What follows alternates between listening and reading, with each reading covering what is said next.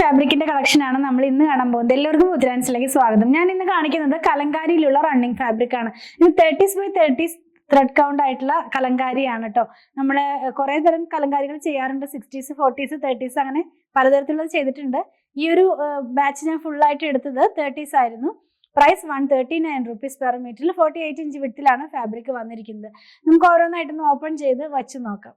First നമ്മൾ കാണുന്നത് ഗ്രീനിന്റെ ഒരു ടോണിലേക്കാണ് പോകുന്നത്. ഗ്രീനിനകത്തേക്ക് വലിയ പ്രിന്റ് ആണ്, പീച്ച് കളറിലുള്ള ഒരു പ്രിന്റ് ആണ് കേട്ടോ. നല്ല ഭംഗിയുള്ള കളേഴ്സ് എല്ലാം തന്നെ. കലങ്കാരി എന്ന് പറയുമ്പോൾ അങ്ങനെ സ്പെസിഫിക് ആയിട്ടുള്ള പ്രിന്റ് ഒന്നും നമുക്ക് പറയാൻ പറ്റില്ലല്ലോ. അങ്ങനത്തെ ഒരു പ്രിന്റിലുള്ള നല്ല ഭംഗിയുള്ള ഒരു കളർ കോഡിലാണ് ഇത് വരുന്നത്.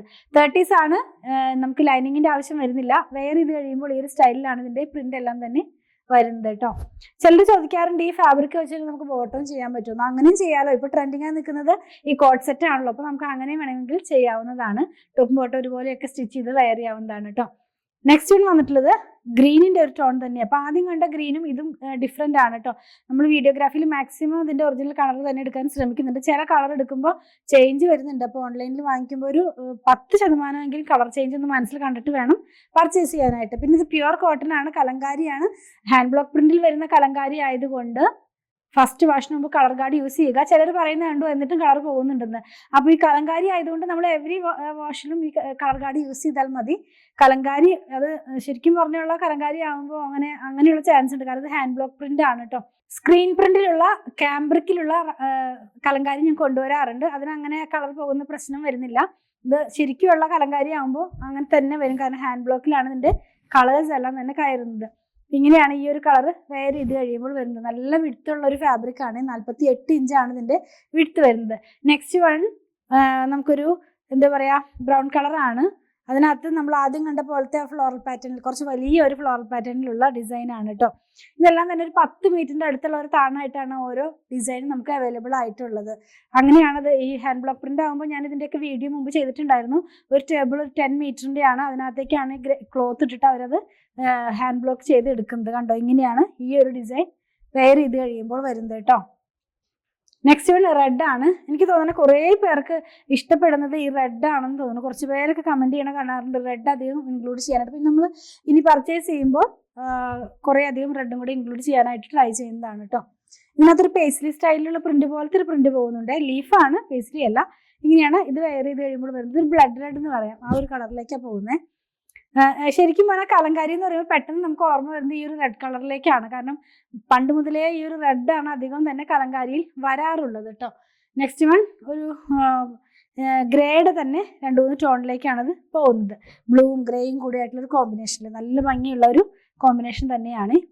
ഇതിന്റെ അകഭാഗമാണ് ഈ കാണുന്നത് കേട്ടോ. നമ്മൾ ഈ പറയാറുണ്ടല്ലോ ഹാൻഡ് ബ്ലോക്ക് ഒക്കെ ചെയ്യുമ്പോൾ ഇങ്ങനെയാണ് ഈ ഒരു കളർ നമ്മൾ വെയർ ചെയ്ത് കഴിയുമ്പോൾ വരുന്നത്. നമുക്കതൊക്കെ വെച്ചിട്ട് ഷോർട്ട് ടോപ്പ് ഒക്കെ ചെയ്യാം. ഈ എന്താ പറയാ ജീൻസിന്റെ കൂടെയൊക്കെ പെയർ ചെയ്യാനായിട്ട് ചെറിയ ചെറിയ ഷോർട്ട് ടോപ്പ് ഒക്കെ ഇത് വെച്ചിട്ടും ചെയ്ത് വെയർ ചെയ്യാവുന്നതാണ് കേട്ടോ. നെക്സ്റ്റ് വൺ വരുന്നത് ആ ഒരു ബ്രൗൺ കളറിലേക്ക് തന്നെയാണ്. അതിനകത്ത് തന്നെ ബ്ലൂവും മസ്റ്റാർഡ് യെല്ലോയും കൂടെ ആയിട്ടുള്ള കളറിലാണ് കേട്ടോ. ഇത് ഇങ്ങനെയാണ് ഈ ഒരു കളർ വെയർ ചെയ്ത് കഴിയുമ്പോൾ വരുന്നത്. കാണാൻ കഴിയുന്നുണ്ടെന്ന് വിചാരിക്കുന്നു. എല്ലാത്തിൻ്റെയും ക്ലോസർ വ്യൂ ഇൻക്ലൂഡ് ചെയ്യുന്നുണ്ട്. നമ്മുടെ വീഡിയോഗ്രാഫിയിൽ ചെറിയൊരു ചേഞ്ച് വരുത്തിയപ്പോൾ നമ്മൾ കുറച്ച് ദിവസത്തേക്ക് ക്ലോസ് വ്യൂ വേണ്ടാന്ന് വെച്ചു. അപ്പോൾ അതുകൊണ്ട് കുറേ പേര് കമന്റ് ചെയ്യണം കണ്ടു ക്ലോസ് വ്യൂ ഇൻക്ലൂഡ് ചെയ്യാനായിട്ട്. ഇപ്പം നമ്മൾ വരുന്ന ഇന്നലെ മുതലുള്ള വീഡിയോക്കൊക്കെ ക്ലോസ് വ്യൂ വരുന്നുണ്ട്. അപ്പം നിങ്ങൾ അത്രയധികം അത് കാണാൻ ഇഷ്ടപ്പെടുന്നുണ്ടെന്ന് കണ്ടപ്പോൾ കുറച്ച് സന്തോഷം തോന്നി. ഇത് എല്ലാം തന്നെ ക്ലോസ് വ്യൂവിൽ കാണിക്കുന്നുണ്ട്. ഞാനിങ്ങനെ വെച്ച് കാണിക്കുമ്പോൾ അങ്ങനെ കാണാൻ പറ്റുമെന്ന് വിചാരിച്ച് അതുകൊണ്ട് നിങ്ങൾ പറഞ്ഞതുപോലെ തന്നെ പിന്നെ നമ്മൾ ക്ലോസ് വ്യൂ എടുക്കുന്നുണ്ട് കേട്ടോ. നെക്സ്റ്റ് വരുന്നതും റെഡ് കളറാണ്. ബ്ലഡ് റെഡ് അല്ല, മെറൂണിഷ് ആയിട്ടുള്ള റെഡ് കളറിലേക്ക് പോകുന്ന പോലത്തെ ഒരു കളറാണ് കേട്ടോ.